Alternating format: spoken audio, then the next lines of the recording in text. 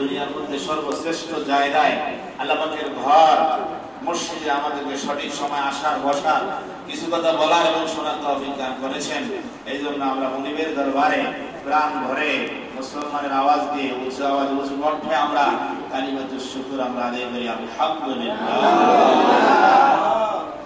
আপনারা আসতে পেরে আল্লাহর ঘরে বেজার না খুশি? অল্প না বেশি? আলহামদুলিল্লাহ। কিন্তু এরকম বেশি আওয়াজ হয় নাই। আবারও প্রাণ ভরে মুনিবের দরবারে আমরা শুকরিয়া আদায় করি আলহামদুলিল্লাহ। আলোচনা চলতেছিল আমাদের হযরত ইব্রাহিম আলাইহিস সালাতু ওয়াস সালাম তার কলিজার টুকরা শিশুপুত্র এবং তার স্ত্রী হাজেরা রাদিয়াল্লাহু তাআলা আনহাকে মরণ জঙ্গলে যখন নির্বাসন দিয়ে আসলেন তিনটা দোয়া করছেন। কয়টা দোয়া? তিনটা দোয়া। হযরত ইব্রাহিম আলাইহিস সালাতু ওয়াস সালাম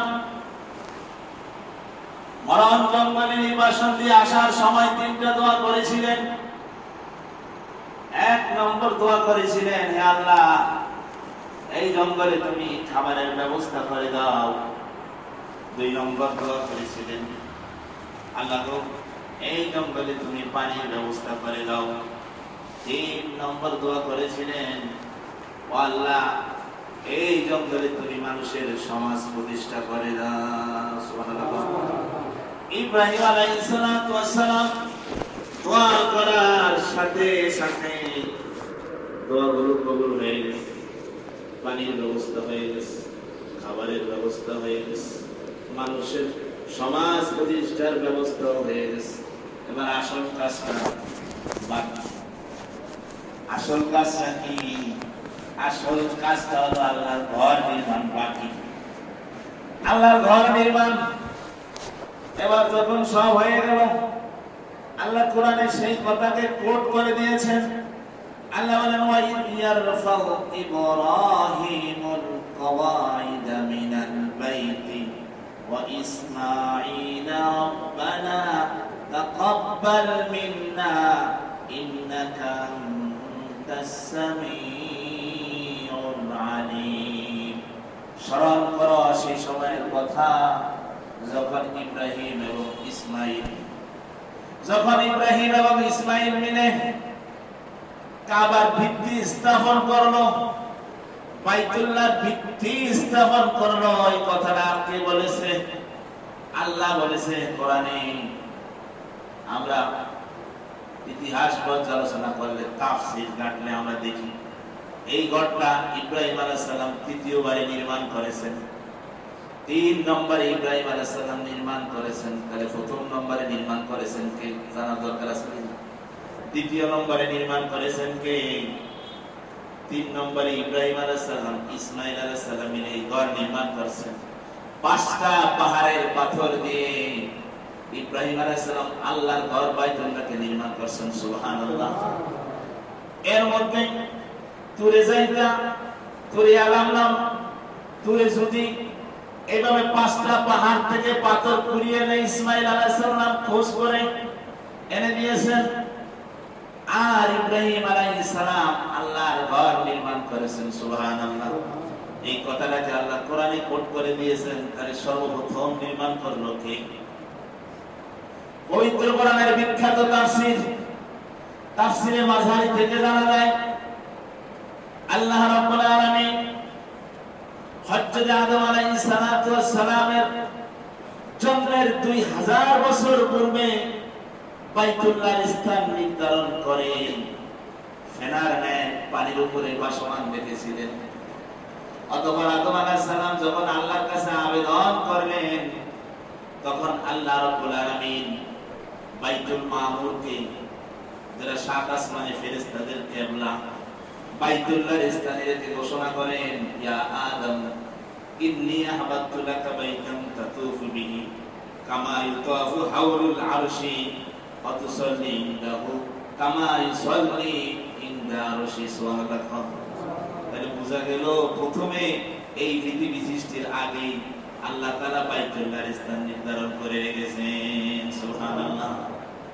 বাইতুল্লাহর স্থান যেখানে বর্তমানে বাইতুল্লাহ পৃথিবীর মিডল পয়েন্টে, পৃথিবীর মাঝখানে, এখান থেকেই আল্লাহ রাব্বুল আলামিন বাইতুল্লাহ বর্তমানে যেখানে, এখান থেকে আল্লাহ তাআলা পৃথিবী সৃষ্টির সূচনা করেছেন। সুবহানাল্লাহ। পৃথিবীতে এক সময় পানি আর পানি ছিল, পানি আর পানি, এই পানি এবং জলরাশির মধ্যে একটু জায়গা ছিল উঁচু টিলা সাদৃশ। আল্লাহ যখন জমিন সৃষ্টির ইচ্ছা করলেন, আল্লাহ যখন জমিন সৃষ্টির ইচ্ছা করলেন, ওই উঁচু জায়গাটা নিচু হতে লাগলো, উপরের থেকে স্রোত গড়িয়ে নিচে পড়তে লাগলো। স্রোতের কারণে পানির মধ্যে, পানির ভিতরে ফেনা সৃষ্টি হয়েছিল। ফেনা সৃষ্টি হয়ে একটা ইট পরিমাণ জায়গা সর্বপ্রথম পৃথিবীতে স্থিতি লাভ করলো। হাদিস শরীফ আছে সুম্মা তুহিয়াতিল আরদ, এরপরে ওই জায়গাকে সম্প্রসারণ করতে করতে আজকে এই বিশাল পৃথিবী। সুবহানাল্লাহ। তাহলে বাইতুল্লাহ হলো পৃথিবীর মূল, বাইতুল্লাহ হলো পৃথিবীর মূল, কারণ বাইতুল্লাহ যেখানে, এখান থেকে আল্লাহ পৃথিবীর সৃষ্টির সূচনা করেছেন। সুবহানাল্লাহ। বাইতুল্লাহ হলো পৃথিবীর মূল জায়গা। এই বাইতুল্লাহর নিরাপত্তা আল্লাহ দিয়ে দিয়েছেন। সুবহানাল্লাহ। কিয়ামত পর্যন্ত সব ধ্বংস হয়ে যাবে, কিন্তু আল্লাহর বাইতুল্লাহ কি হবে না, ধ্বংস হবে না। বলেছিলাম আদম আলাইহিস সালামের জন্মের 2000 বছর আগে আল্লাহ বাইতুল্লাহ নির্মাণ করেছেন। আরেকটা তাফসীর পাওয়া যায়, তাফসীরে মারিফুল কোরআনের মধ্যে উল্লেখ করেছেন, এই ঘর আল্লাহ তাআলা নির্মাণ করে পানির উপরে ভাসমান রেখেছিলেন।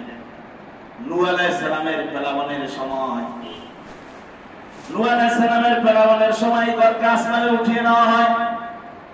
7 আসমানে এই ঘরকে স্থাপন করে দেওয়া হয়।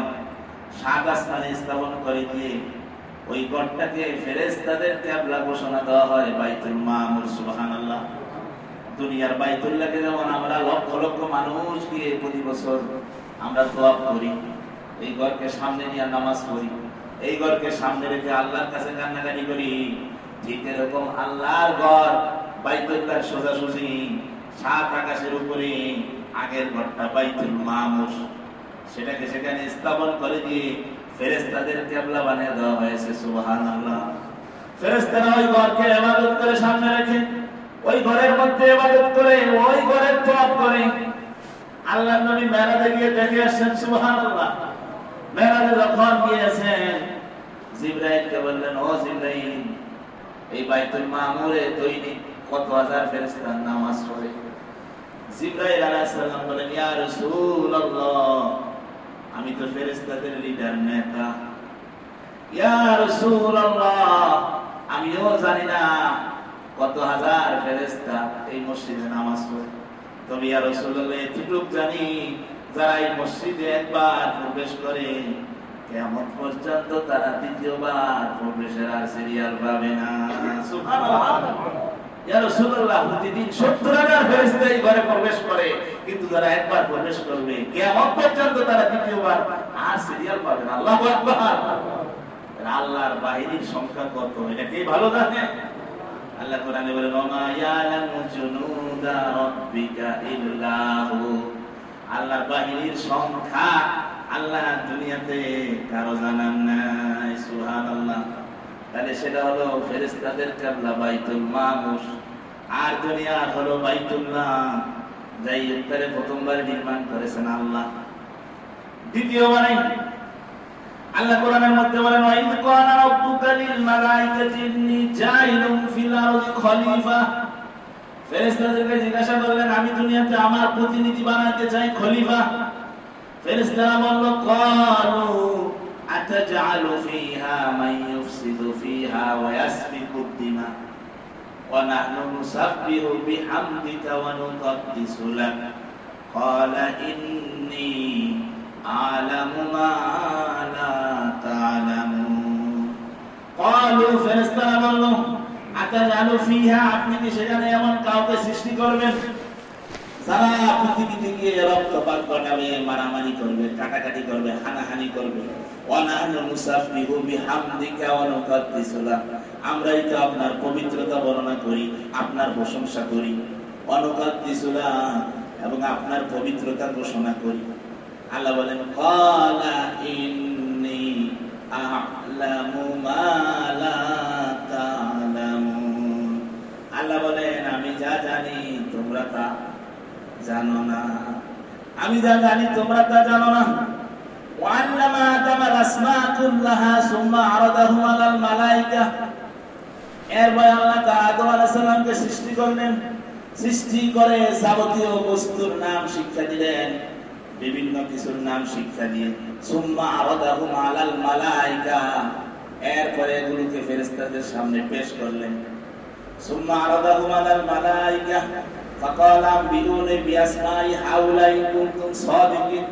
তোমরা যদি তোমাদের দাবিতে সত্যবাদী হয়ে থাকো এগুলোর নাম বলে দাও। আল্লাহ কারে প্রশ্ন করেছে? ফেরেশতাদেরকে। এই যে যাবতীয় বস্তুর নাম তোমাদের সামনে পেশ করা হয়েছে এগুলোর নাম বলো।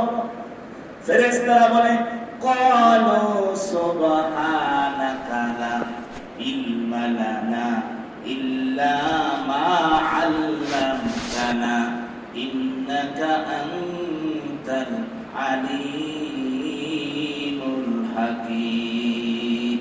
ফেরেশতারা কয় সুবহানাকা, আপনি ভূত পবিত্র, লা ইলমা লানা, আমাদের কোনো ইলম নাই, বিদ্যা নাই, ইল্লা মা আল্লামতানা, তবে আপনি যা আমাদেরকে শিখিয়েছেন তা ছাড়া। এ আল্লাহ আমরা তো জানি না আপনার হুকুম ছাড়া, তবে যতটুকু আপনি শিক্ষা দিয়েছেন এতটুকু ছাড়া আমরা জানি না।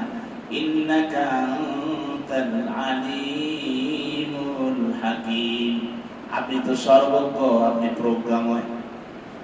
এরপরে আল্লাহ রাব্বুল আলামিন বলেন ক্বালা ইয়া আদামু আনবিহুম বিআসমাইহিম ফালাম্মা আনবাহুম বিআসমাইহিম। আদম আলাইহিস সালামকে এগুলোর নাম শিক্ষা দিলেন। এরপরে আল্লাহ বলেন তু আদম, তুমি ফেরেশতাদেরকে এগুলোর নাম বলে দাও। সুবহানাল্লাহ। আদম আলাইহিস সালাম যাবতীয় বস্তুর নাম ফেরেশতাদেরকে বলে দিলেন। এরপরে ক্বালা আলাম আকুল লাকুম ইন্নী আ'লামু গায়বাস সামাওয়াতি ওয়াল আরদ ওয়া আ'লামু মা তুবদুনা ওয়া মা কুনতুম তাকতুমুন। আদম আলাইহিস সালাম যখন তাদেরকে নাম বলে দিলেন, আল্লাহ তাদেরকে বললেন আলাম আকুল লাকুম, আমি কি তোমাদেরকে বলি নাই ইন্নী আ'লামু গায়বাস সামাওয়াতি ওয়াল আরদ, এই জমিনের মধ্যে অদৃশ্য যত কিছু আছে এগুলো সব আমি জানি। কে জানে? আল্লাহ জানে। এরপরে বলেন ওয়া আ'লামু মা তুবদুনা ওয়া মা কুনতুম তাকতুমুন, তোমরা যা গোপন করো, যা প্রকাশ করো, আল্লাহ বলেন এগুলো সব আমি জানি। আল্লাহু আকবার। তাহলে আমরা গোপনে মনের মধ্যে যে ধারণা জল্পনা কল্পনা করি এগুলো আল্লাহ জানেন কিনা? এগুলোর জন্য আল্লাহ হাসরের ময়দানে ধরবেন কিনা? ধরবেন। আপনি মনে করেন না প্রকাশ্যে যেটা করে এটা আল্লাহ জানে, আর গোপনে অন্তরে অন্তরে যেই ষড়যন্ত্র করে এটা আল্লাহ মনে হয় জানে না। তবে আল্লাহ জানে কিনা? আমার আল্লাহ সব জানে। যাই হোক, এরপরে ফেরেশতারা যখন নাম বলতে পারলো না, আদম আলাইহিস সালাম নাম বলে দিলেন। এবার আল্লাহ নির্দেশ দিলেন ওয়াইয কুল্না লিল মালাইকাতি ইসজুদু লি আদামা ফাসাজাদু ইল্লা ইবলিস। এবার আল্লাহ বলেন তোমরা তো নাম বলতে পারলা না, আদম নাম বলে দিয়েছে, তাহলে আদমের সিজদা করো। উসজুদ লি আদামা, আদমকে সিজদা করো। ফাসাজাদু, সবাই সিজদা করলো, ইল্লা ইবলিসকে, মিস্টার ইবলিস কি করলো না? সিজদা করলো না, বাকি সবাই সিজদা করলো। এবার আল্লাহ বলেন ওই ইবলিস, তুই যেহেতু আমার আদেশ লঙ্ঘন করেছিস, আদমকে সিজদা করিস নাই, ইন্নাকা লারাজিম, তুই এখান থেকে বের হয়ে যা। ইবলিস কোথায় ছিল? জান্নাত। ইবলিস কই ছিল? আমার নির্দেশ যেহেতু ফলো করিস না, আদমকে সিজদা করার কথা বলেছি, করিস না, তাহলে জান্নাত থেকে কি হয়ে যা? ইন্নাকা লারাজিম, তুই জান্নাত থেকে বের হয়ে যা। এবার ইবলিস বলল আল্লাহ আপনি আদমের কারণে আমাকে জান্নাত থেকে বের করে দিবেন, আমি তো ৬,৫০০ বছর ইবাদত করেছি, আদমকে সিজদা না দেওয়ার কারণে আমার ৬,৫০০ বছরের ইবাদত আপনি বরবাদ করে দিলেন। ও আল্লাহ, আজকে জান্নাত থেকে আদমের কারণে আপনি আমাকে জান্নাত থেকে বের করে দিয়েছেন, অতএব আপনার কাছে আমার ৩ দফা দাবি। কয় দফা দাবি? আদমের কারণে আমার ৬.৫ লক্ষ বছরের ইবাদত বাতিল হয়ে গেছে। আদমের কারণে আপনি আমাকে জান্নাত থেকে বের করে দিয়েছেন, অতএব আপনার কাছে আমার 3 দফা দাবি। 1 নম্বর দাবি হলো আমাকে কিয়ামত পর্যন্ত হায়াত দিতে হবে। 1 নম্বর দাবি কি? আমাকে কিয়ামত পর্যন্ত হায়াত দিতে হবে। 2 নম্বর দাবি হলো আমাকে মানুষের শিরায় উপশিরায় রক্ত রেশার ভিতরে প্রবেশের ক্ষমতা দিতে হবে। 3 নম্বর হলো আমি যে শয়তানি বান্দামি করব, ভাইয়ের মধ্যে ঝগড়া লাগানো, স্বামী স্ত্রীর মাঝে ঝগড়া লাগানো, মানুষ যদি দেখে যে শয়তান ঝগড়া লাগায় ভাইয়ের মধ্যে দৌড় দেয়, মানুষ আমার ঠ্যাং আস্থা রাখবো না, ভেঙ্গে শূন্য বিশূন্য করে ফেলবো। ও আল্লাহ, আমি শয়তানি করুম বান্দামি করুম, কিন্তু কেউ যেন আমার দেখতে না পায়। কয় দফা দাবি? কথা বলেন, কথা বলেন। 3 দফা দাবি। আল্লাহ বলেন, যা শয়তান, তোর 3 দফা দাবি আমি মঞ্জুর করলাম। আল্লাহ তাআলা ফেরেশতাদেরকে বললেন, ও আমার ফেরেশতারা শুনছো শয়তান কি ভাষণ দিয়েছে? ও আমার ফেরেশতারা তোমরা শুনে রাখো, আমার কোন বান্দা যখন গুনাহের নিয়ত করে সাথে সাথে গুনাহটা লিখবা না। যখন একটা গুনাহ করে ফেলবে তখন একটা গুনাহই লিখবা। ও আমার ফেরেশতারা, আর আমার বান্দারা যদি কোনো নেক কাজ করার নিয়ত করে, নেক কাজ করার নিয়ত করার সাথে সাথে তাদের আমলনামায় একটা নেক লিখে দিবা। সুবহানাল্লাহ। নেক কাজটা এখনো করে নাই, নিয়ত শুধুমাত্র করছে, করার সাথে সাথে একটা নেক লিখে দিবা। সুবহানাল্লাহ। আবার যদি এই নেক কাজটাকে করে সংগঠিত করে ফেলে, একের উপরে 10টা কেরেস মেরে দিবা।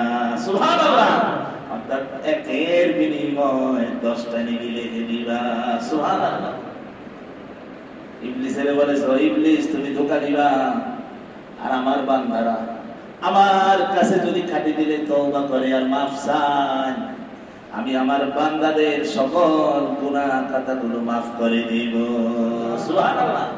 আল্লাহ বলেন, ইল্লা মান তাবা ওয়া আমানা ওয়া আমিলা আমালান সালিহান ফাউলাইকা ইউবাদদিলুল্লাহু সাইয়্যাতিহিম হাসানাত ওয়া কানাল্লাহু গফুরার রহিমা।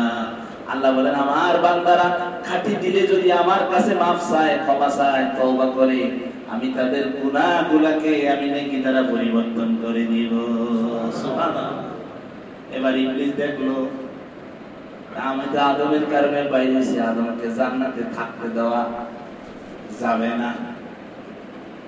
এবার ইবলিস তাফসীরে বলে আবার জান্নাতের মধ্যে ঢুকছে, ঢুকে ফাকাসামাহুমা ইন্নী লাকুমা লামিনান নাসিহিন।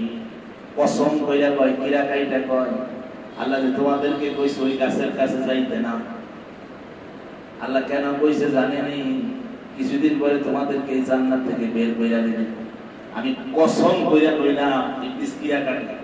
দেখেন না, কোন কথা যদি আমাদের কেউ বিশ্বাস করতে না চায়, আল্লাহ ঘরটা সামনে কসম করে বসে আপনি আমার কথাটা বিশ্বাস করেন, এরকম আমরা বই কিনা হাওয়া আলাইহিস সালাম বিশ্বাস করবো না? দেখেন না, কসম করে দিলাম ফাকাসামাহুমা ইন্নী লাকুমা লামিনান নাসিহিন। আমি তো মানুষের উপকার করি, আমি মানুষের ক্ষতি করি না, নসিহতটা করলাম, কসম করে কইছি, কিরা কাইটা কইছি, মানলে ভালো, না মানলে আরো বাবা কিছুদিন পরে কিন্তু জান্নাতে থাকতে পারবা।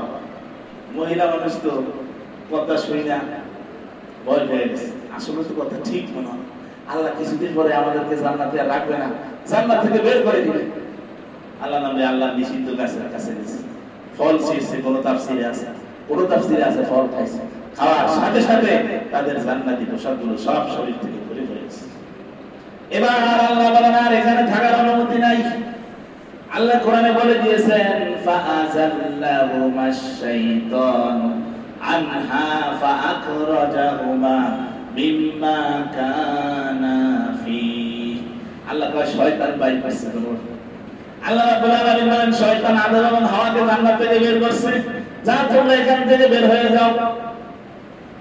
এবার আদম আলাইহিস সালামকে নিক্ষেপ করলেন শ্রীলঙ্কায় সারঙ্গপে, হাওয়া আলাইহিস সালামকে আল্লাহ নিক্ষেপ করলেন জিদ্দায়। কোথায় থেকে?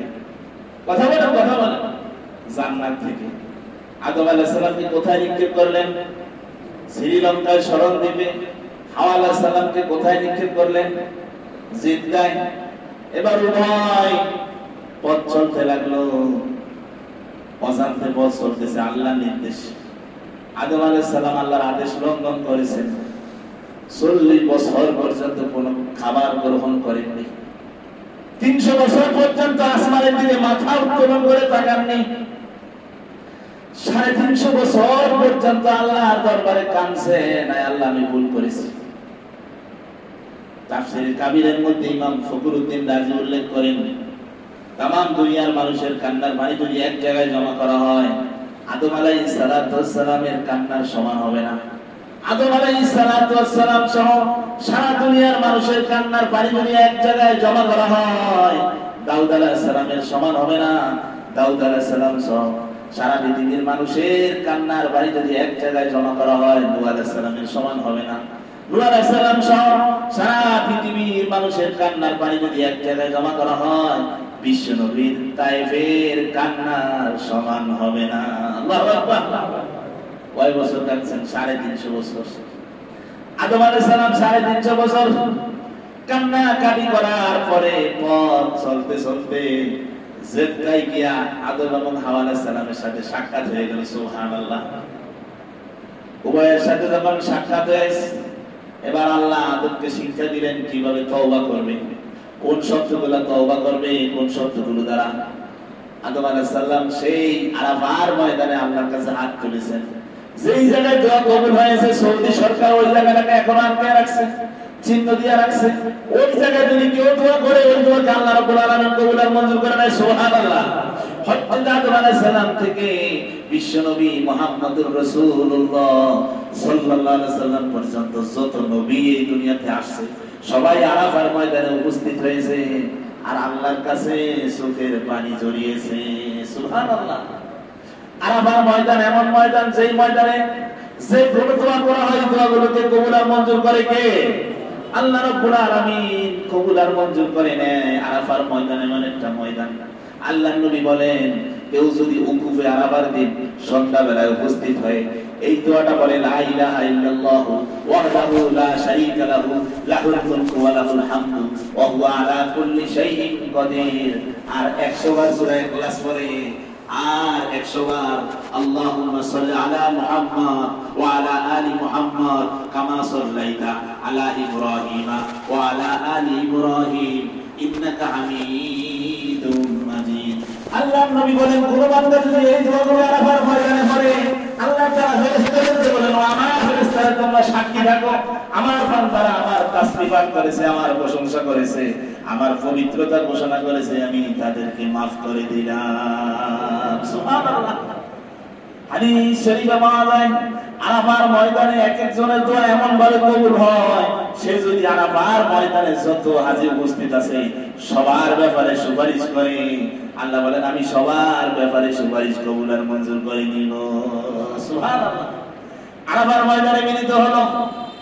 আল্লাহ রাব্বুল আলামিন কিভাবে তওবা করলেন শিক্ষা দিলেন, যে আদম তুমি এই শব্দগুলো আমার কাছে মাফ চাও। রব্বানা যালামনা আনফুসানা ওয়া ইল্লাম তাগফির লানা ওয়া তারহামনা লানাকুনান্না মিনাল খাসিরিন। সুবহানাল্লাহ বলেন। ইবলিস ভুল করছে কয়টা? একটা। আদম আলাইহিস সালাম ভুল করছে কয়টা? একটা। ইবলিস ভুল করে, ভুল স্বীকার করে না, যা করছে ঠিক, যুক্তি দিছে আল্লাহ। আদম হইল মাটির তৈরি, আমি হইলাম আগুনের তৈরি। মাটি গতি থাকে নিচের দিকে, আগুনের গতি উপরের দিকে, আল্লাহর যুক্তি দেয়। অনেকে যুক্তি দিয়ে ইসলাম বুঝতে চায় না, যদি না হয় যুক্তি দিয়া বুঝে। দেখেন না, তসলিমা নাসরিন যুক্তি দিয়া বুঝতে গিয়া বাপের সম্পদ, পরিত্যক্ত সম্পদ, ছেলের আবল ভাবে, মেয়ে সিঙ্গেল ভাবে, কেন এটা তসলিমা নাসরিনের বুঝে ধরে না। এই দেশে যখন এরকম মাঝে মাঝে কথা বলেছিল, কোরআনের মধ্যে ভুল বের করেছিল, আমরা তৌহিদি জনতা আন্দোলন করেছিলাম, এই দেশে আর থাকতে পারে না। কথাটা ঠিক না? ঠিক। যুক্তিতে কোনো ইসলাম চলে না। ইবলিস যুক্তি দিছে, আদম আলাইহিস সালাম যুক্তি দেয় নাই। আদম আলাইহিস সালাম বলছে, আল্লাহ আমি বুঝতে পারি না, আমার ভুল হয়ে গেছে, আমি নিজের উপরে জুলুম করছি, আল্লাহ তুমি মাফ করে দাও। সুবহানাল্লাহ। আল্লাহ রাব্বুল আলামিন আদম আলাইহিস সালামের তওবা কবুল করলেন, মাফ করে দিলেন। সুবহানাল্লাহ। এবার বলেছিলাম যে ঘর দ্বিতীয়বার কে নির্মাণ করছে? দ্বিতীয়বার প্রথমবার নির্মাণ করেছে আল্লাহ। এবার যখন আরাফার ময়দানে দোয়া কবুল হয়ে গেছে, আল্লাহর আল্লাহ জান্নাত থেকে তো বের করে দিলাম, জান্নাতে যখন ছিলাম তখন তোমার আরশকে সামনে নিয়ে নামাজ পড়তাম, তোমার আরশকে তওয়াফ করতাম। আল্লাহ ওইরকম একটা ব্যবস্থা দুনিয়াতে করে দাও। কোথায় দোয়া করছে? আরাফার ময়দানে। আল্লাহ জান্নাতে তো তোমার আরশের কাছে নামাজ পড়তাম, আরশকে তওয়াফ করতাম, দুনিয়াতে এরকম একটা ব্যবস্থা করে দাও। আদম আলাইহিস সালাম যখন আরাফার ময়দানে আল্লাহর কাছে আবেদন করলেন, তখন আল্লাহ তাআলা ফেরেশতাদের সাহায্যে আল্লাহর ঘর বাইতুল্লাহ নির্মাণ করে দিলেন। সুবহানাল্লাহ। বাইতুল্লাহ নির্মাণ করে দিলেন দ্বিতীয়বার কাদের সাহায্যে? ফেরেশতাদের সাহায্যে। ওই ঘরটা বলেছিলাম নূহ আলাইহিস সালামের প্লাবনের সময় আসমানে উঠিয়ে নিয়ে সপ্তম আসমানে স্থাপন করে দেওয়া হয়েছে, ওটার নাম রেখে দেওয়া হয়েছে বাইতুল মামুর। আর তৃতীয়বার যেখানে ইব্রাহিম আলাইহিস সালাম তার কলিজার টুকরা সন্তান এবং স্ত্রীকে বাইতুল্লাহর ফাউন্ডেশনের নিচে যেখানে আদম আলাইহিস সালাম নির্মাণ করেছেন, যেখানে নির্মিত ছিল, ওখানে তৃতীয়বার ইব্রাহিম আলাইহিস সালাম নির্মাণ করেছেন, যেটা আল্লাহ কোরআনে বলেছেন ওয়াইদ ইয়ারফাউ ইব্রাহিমুল কওয়াইদা মিনাল বাইতি ওয়া ইসমাঈল রব্বানা তাকাব্বাল মিন্না ইন্নাকা আনতাস সামিউল আলিম। সুবহানাল্লাহ বলে। এই ঘর যখন নির্মাণ হয়ে গেল, কিছু পাথর অতিরিক্ত ছিল। আল্লাহকে ইব্রাহিম আলাইহিস সালাম বলেন, আল্লাহ এই পাথরগুলো কি করব? আল্লাহ রাব্বুল আলামিন বলেন, ইব্রাহিম এই পাথরগুলো তুমি সারা পৃথিবীতে ছড়িয়ে দাও, ছিটিয়ে দাও। ইব্রাহিম আলাইহিস সালাম বলল, আল্লাহ আমি মানুষ একা, সারা পৃথিবীতে এই পাথরগুলোকে আমি কিভাবে ছড়িয়ে দিব, ছিটিয়ে দিব? আল্লাহ বলেন, ইব্রাহিম এগুলোকে তুমি ছিটিয়ে দাও আর সারা পৃথিবীতে এগুলোকে আমি পৌঁছে দিব। সুবহানাল্লাহ। ইব্রাহিম আলাইহিস সালাম বাইতুল্লাহ নির্মাণ করার পর যে পাথরগুলো ছিল, পাহাড়ের চূড়ায় উঠে এই পাথরগুলোকে এরকম ছিটিয়ে দিলেন। আল্লাহ রাব্বুল আলামিন সারা পৃথিবীতে ওই পাথরগুলোকে পৌঁছে দিলেন। সুবহানাল্লাহ। যেখানে পাথর পড়েছে কিয়ামতের আগে হলো ওই জায়গায় আল্লাহর ঘর হবে। সুবহানাল্লাহ। ওই জায়গায় আল্লাহর ঘর নির্মাণ হবে, কিয়ামতের আগে হলো ওই জায়গায় মসজিদ হবে। যদি সেখানে সমুদ্র থাকে, ওই জায়গায় যদি পাথর পড়ে থাকে, আল্লাহ কুদরতি ভাবে কিয়ামতের আগে হলো ওই জায়গায় আল্লাহর ঘর মসজিদ আল্লাহ নির্মাণ করে দিবেন। সুবহানাল্লাহ। এই ঘর নির্মাণ করেছেন মাকাম ইব্রাহিম, একটা পাথর আছে যেটাকে সৌদি সরকার গম্বুজের ভিতরে রাখছে। যেই পাথরের উপরে তারা ইব্রাহিম আলাইহিস সালাম এই ঘরটাকে নির্মাণ করেছেন। সুবহানাল্লাহ। ওই পাথরের উপরে ইব্রাহিম আলাইহিস সালামের পায়ের দাগ এখনো পড়ে আছে, পায়ের ছাপ এখনো পড়ে আছে। এই পাথর ইব্রাহিম আলাইহিস সালাম যখন দেয়াল উঠাইছেন, দেয়াল যখন মাথা পর্যন্ত উঠছে, এখন উপরে কাজ করবেন কেমনে? আগে তো এরকম ক্রেন লিফটের মতো কিছুই ছিল না। কি করবেন? এই কুদরতি পাথর একবার উপরে ওঠে, আবার নিচে নামে, আবার উপরে ওঠে, আবার নিচে নামে। আল্লাহ রাব্বুল আলামিন এই পাথরের কথা কোরআনে বলেছেন, ওয়াফিহা আয়াতুম বাইয়িনাতুম মাকাম ইব্রাহিম। ওটাকে মাকাম ইব্রাহিম বলা হয়। এই পাথর উপরে ওঠে, ঘর বানানোর সাহায্য করে দেয়, উপরে ওঠে, আবার নিচে নামে, আবার উপরে ওঠে, আবার নিচে নামে। সুবহানাল্লাহ। এই ঘরের পাথরের উপর দাঁড়িয়ে ইব্রাহিম আলাইহিস সালাম আল্লাহর ঘর নির্মাণ করেছেন। ওই পাথরটা এখনো আছে। আল্লাহর নবী বলেন, এই পাথরকে সামনে রেখে কেউ যদি 2 রাকাত নামাজ পড়ে, আল্লাহ রাব্বুল আলামিন তার জিন্দেগীর সকল গুনাহ মাফ করে দেয়। সুবহানাল্লাহ। তাহলে ওখানে সব জায়গাগুলো, ওখানে সব নিদর্শনগুলো, এগুলো আল্লাহ রাব্বুল আলামিনের পক্ষ থেকে। সুবহানাল্লাহ। আল্লাহ তাআলার পক্ষ থেকে। এখানে আল্লাহর ঘর বাইতুল্লাহ সমস্ত নবীরা তওয়াফ করেছেন, ফেরেশতারা তওয়াফ করেছেন, জিন জাতিরা তওয়াফ করেছেন। এমনকি হযরত নূহ আলাইহিস সালাতু ওয়াস সালামের প্লাবনের সময় হযরত নূহ আলাইহিস সালামের নৌকার উপরে যে সমস্ত আরোহী আরোহণ করেছেন, সারা পৃথিবী ভ্রমণ করে আরোহীদেরকে নিয়ে নূহ আলাইহিস সালামের সেই নৌকা আল্লাহর ঘর বাইতুল্লাহ ফাউন্ডেশন যেখানে ছিল, ওখানে 7টা চক্কর দিয়েছেন। সুবহানাল্লাহ। 7টা চক্কর দিয়েছেন। এটা এমন একটা ঘর যে ঘরে গেলে আল্লাহ তাআলা জিন্দেগীর গুনাহ খাতা সব মাফ করে দেয়। সুবহানাল্লাহ। এবার এই ঘর জীবন, এই ঘর মরণ, এই ঘর জীবিত থাকলে আপনাকে কাকে অনুসরণ করতে হবে? কাবাকে অনুসরণ করতে হবে, বাইতুল্লাহকে অনুসরণ করতে হবে। বাইতুল্লাহর দিকে ফিরে আপনাকে নামাজ পড়তে হবে। আপনি যদি অন্যদিকে নামাজ পড়েন, নামাজ হবে না। কাকে অনুসরণ করতে হবে? মরার পরেও কাকে অনুসরণ করতে হবে? বাইতুল্লাহকে অনুসরণ করতে হবে। জীবনেও কাবা, মরণেও কাবা। কাবার সাথে আমাদের মহাব্বত রাখতে হবে। অনেককে শোনা যায়, গত বছর একজন বলেছিলেন মহাব্বত দেখায়, গরিবের প্রতি মহাব্বত দেখায়, দিকে উল্টা পাল্টা কথা বলে। হজে গিয়া টাকা লস না করে, এগুলো দেশের সম্পদের ক্ষতি হয়, মুদ্রার ক্ষতি হয়, এগুলো গরিবদেরকে দান করে দিবে, হজে যাবে না। গরিবদের জন্য সহযোগিতা।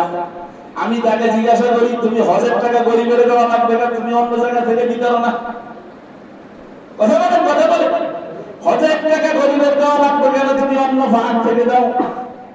তোমার তো ব্যাংকের অ্যাকাউন্টে হাজার হাজার কোটি টাকা রয়েছে, ওখান থেকে কিছুটা দাও। হজের টাকা কেন? কেননা হজে গেলে আল্লাহ সবাই হজে নেয় না। বলেছিলাম ইব্রাহিম আলাইহিস সালামের আহ্বানে যে লাফায়েত করেছে, আল্লাহ তাকে নিয়ে যাবে। সুবহানাল্লাহ। যে একবার লাফায়েত বলেছে তাকে একবার নিবে, যে 10 বার বলেছে তাকে 10 বার নিবে, যে 70 বার বলেছে তাকে 70 বার নিবে। বাংলাদেশে এরকম একজন আলেম আছে আমার জানা মতে, ইন্তেকাল করেছে, ফকিহুল মিল্লাত আব্দুর রহমান, বসুন্ধরার পরিচালক। আমি জেনেছি 70 বারের মতো হজ করছে। সুবহানাল্লাহ। এরপরে মনে আরো করছে। আমি ছাত্র জমানায় জেনেছি 70 বারের মতো হজ করছে। তাহলে আল্লাহ তো টাকা থাকলেই নেয় না। কত টাকা আছে, টাকাওয়ালা আছে, কোন জায়গায় টাকা রাখবো জায়গা পায় না। মাঝে মাঝে সরকার সাহায্য করে, কিন্তু আল্লাহর ঘরে যাওয়ার তৌফিক হয় না। কথা বলে ঠিক আছে? টাকা থাকলে আল্লাহর ঘরে আল্লাহ যাওয়ার তৌফিক দেয় না। আল্লাহকে কবুল করতে হবে। রুজ জগতে আপনি যদি লাভদায়ক বলে থাকেন, তাহলে আল্লাহ নিয়ে যাবে। সুবহানাল্লাহ। তো বলেছিলাম জীবনেও কাবা, মরণেও কাবা। কাবার সাথে আমাদের কিসের সম্পর্ক? আত্মার সম্পর্ক। কোন বান্দা যদি কাবার দিকে তাকায়, সেখানে সরাসরি আল্লাহকে দেখতে পায়। সুবহানাল্লাহ। এটা এমন একটা ঘর। এখন আপনাদের প্রশ্ন হইতে পারে, হুজুর এই কাবা তো আমাদের থেকে 19 মাইল উপরে, আমেরিকাদের মাথার উপরে, তাহলে তো আমরা উপরের দিকে সাউন্ড করতে।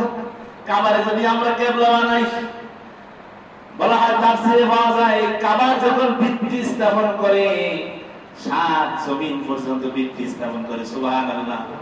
7 জমিন থেকে 7 আকাশ পর্যন্ত, পৃথিবীর যেই জায়গায় থাকেন, যেই কোণে থাকেন, আপনি যদি হেলিকপ্টারও থাকেন, প্লেনেও থাকেন, আপনাকে কাবাকে অনুসরণ করতে হবে।